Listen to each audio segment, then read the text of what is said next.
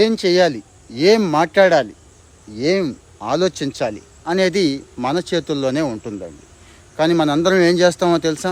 పక్కోడు ఏం చేస్తున్నాడు, పక్కోడు ఏం మాట్లాడాడు, పక్కోడు మన గురించి ఏం కామెంట్ చేశాడు, ఏదో గాలి ఎక్కువ వచ్చింది, ఎండ ఎక్కువ వచ్చింది, వాన వచ్చింది, వరద వచ్చిందంటే ఏదో దాన్ని కాసేపు తిట్టుకొని బాధపడడం పక్కన పెడదాం.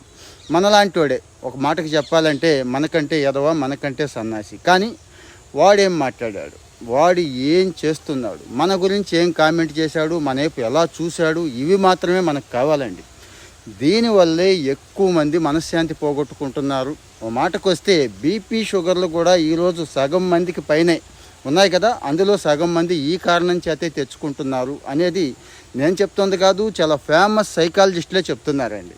మరి మన చేతుల్లో ఉన్న వాటి గురించి అంటే మనం ఏం చేయాలి, మనం ఏం చెందాలి అనేది మన చేతుల్లో ఉంటుంది. దాని గురించి